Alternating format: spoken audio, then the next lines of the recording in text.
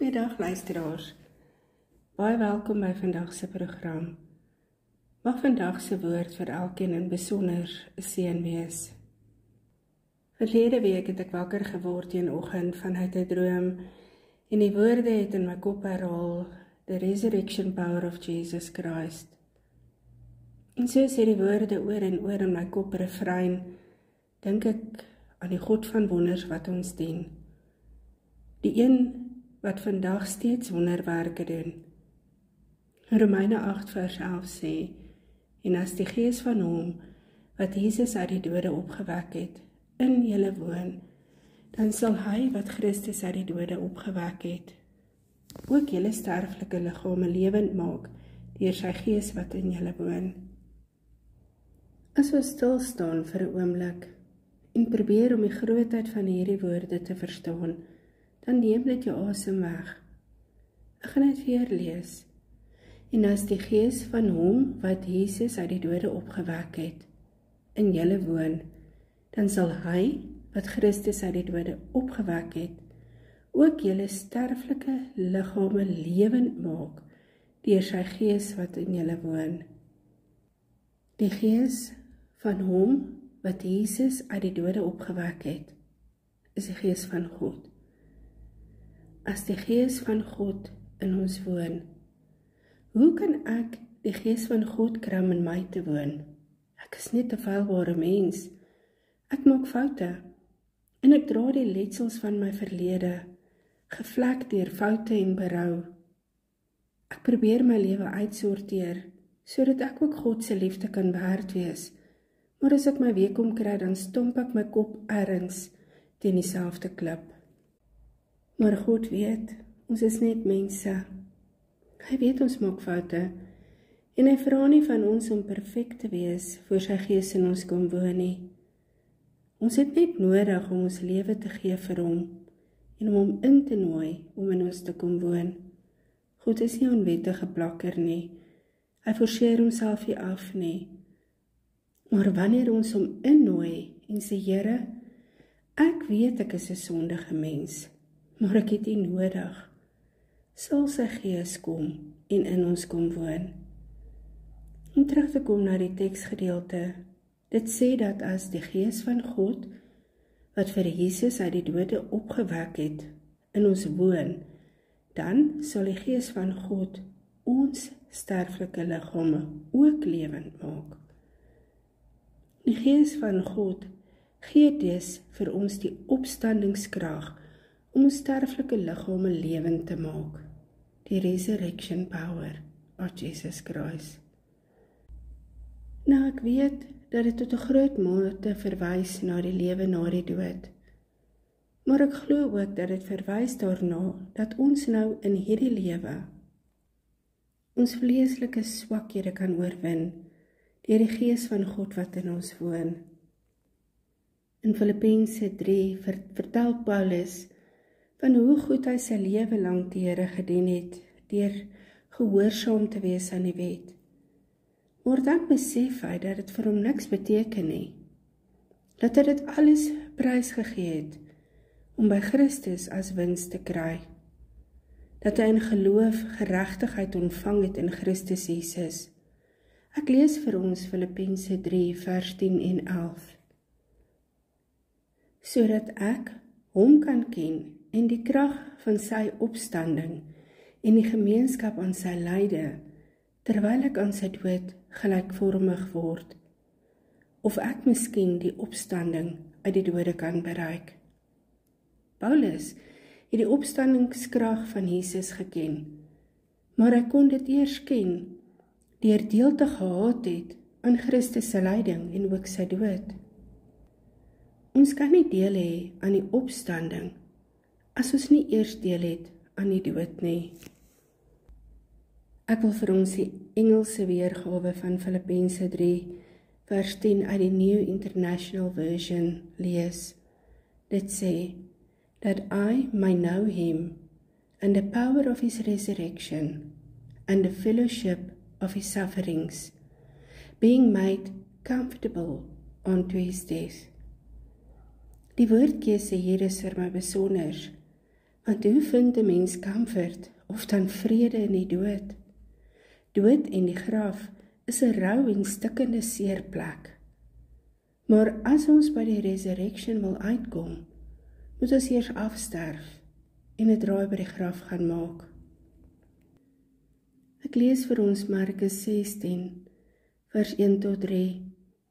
En toe die Sabbat verby was, het Maria Magdalena en Maria, die moeder van Jakobus en Salome, speserye gekoop om hom te gaan salf. En baie vroeg op die eerste dag van die week, net na sonop, kom hulle by die graf, en hulle sê vir mekaar, wie sal vir ons die steen vir die opening van die graf wegrol? Hierdie vroue het na die graf gegaan om die dooie te gaan versorg. Ten spyte van alles wat Jesus vir hulle gesê het terwyl hulle gelewe het, het die seer en die trauma van die dood hulle so hulpeloos en verslae gelaat, dat hulle glad nie ag geslaan het op wat Jesus gesê het gaan gebeur nie.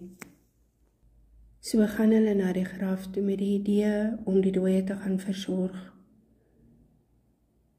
En dit laat my dink dat baie keer is ons ook so verslae deur die seer en die trauma van die lewe, dat ons met gemak na die graf toe gaan.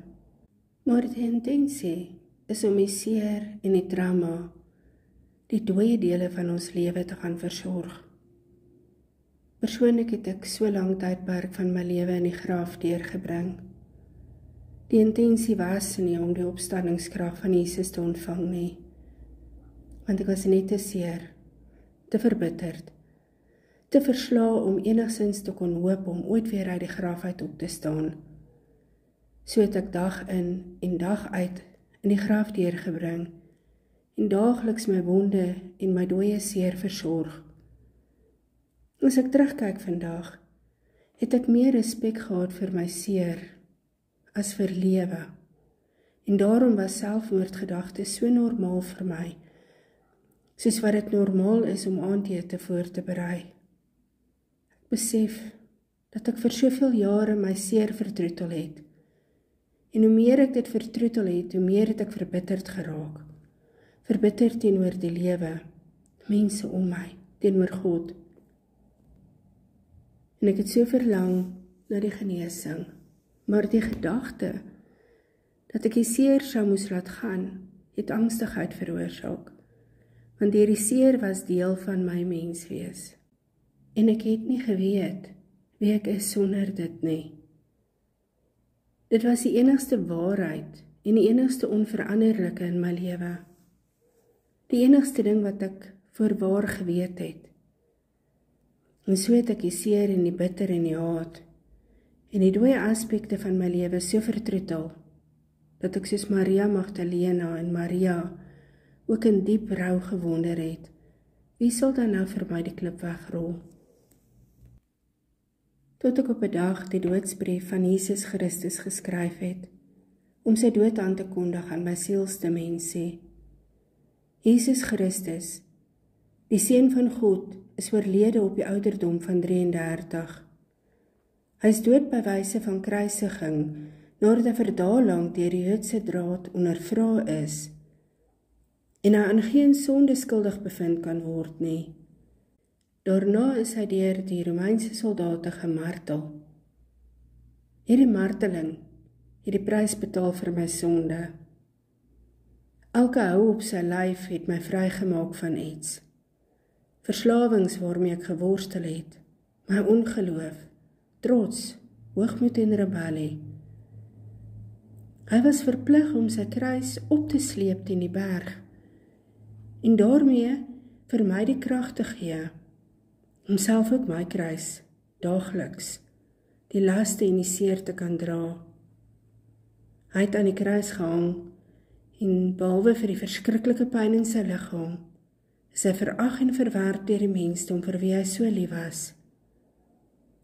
En toe hy die woorde uitspreek, Vader, vergeef hulle, want hulle weet nie wat hulle doen nie, het hy dit ook namens my gespreek, want hy het geweet dat my hart so stikkend en seer gaan wees, oor wat mense aan my gedoen het, dat ek nie self daardie woorde sou kon uitspreek nie. En daarom is ek vry van dit en kan ek vergewe. Hy het sy laaste asem uitgeblaas met die woorde: Vader, aan U gee ek my gees oor. En daardeur is die volle prys betaal vir my vrede. Jesus Christus is neergelê in die graf, waar ek nou sit, en al my seer vertroetel. Maar deur die woorde wat hy gespreek het, kan ek sê: Here, ek gee my siel en gees aan U. Ek gee vir U elke stukkie seer wat so deel van my geword het, dat dit seer maak om het te laat gaan. Maar die oomblik toe ek my hand oopmaak om het te laat gaan, het die genesende opstandingskrag van Jesus Christus in my opgestaan en my gevul met hemelse heilige vrede, wat geen woorde kan beskryf nie. En die klip het weggerol, en ek kon in God se krag opstaan en uit die graf uitstap. Hosea 6 vers 1-3 sê: Kom en laat ons terugkeer tot die Here, want hy het verskeur en sal ons genees.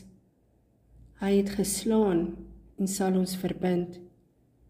Hy sal ons na 2 dae lewend maak. Op die 3de dag ons laat opstaan, sodat ons voor sy aangesig kan lewe. En laat ons ken, laat ons dit najaag om die Here te ken. Sy opgang is so seker soos die dagbreek, en hy sal tot ons kom soos die reën, soos die laatreëns wat die aarde besproei. Vandag wil ek vir elkeen uitnooi: Kom en laat ons terugkeer tot die Here. Daar het dinge in jou lewe gebeur en jy voel stikkend en seer.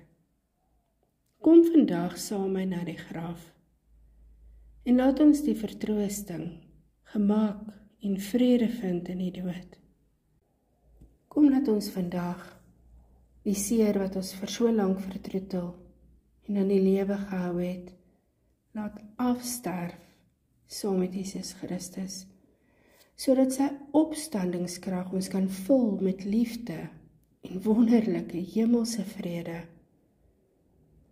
Terwyl ons kyk hoe die klip wegrol en ons uit die graf kan uitstap, ten volle gemaklik met die graf en die seer en die dood. Gevul met resurrection power of Jesus Christ, sodat ons vir die wêreld kan vertel: Hy leef, Jesus Christus leef, so seker soos wat die son opkom in die môre, so seker soos wat die reën die aarde benat, so seker weet ons dat Jesus Christus leef. Hemelse Vader, ek kom tree vandag in gebed namens myself en almal wat saam luister. Vandag kyk ons terug oor ons lewe en ons sien die goeie en die lekker van ons lewe. Maar ons kyk ook terug en sien die seer en die trauma. En so kom staan ons vandag gereed om terug te draai na U toe. Here, ons is geslaan en verskeur en ons siel is vol gate.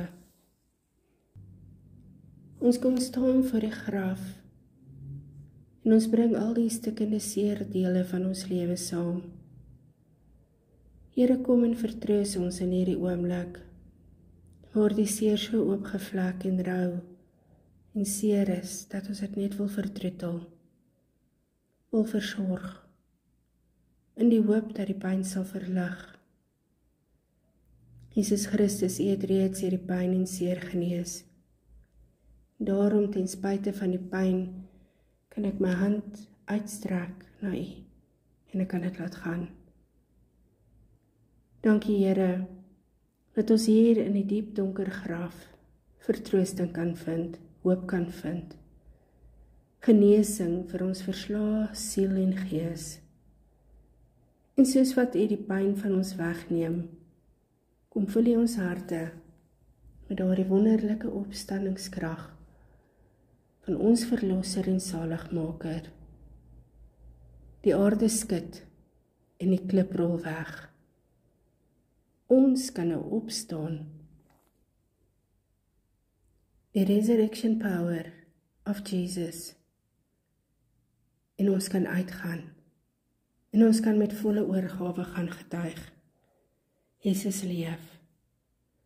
Aan God al die lof en eer. In die naam van Jesus Christus. Amen.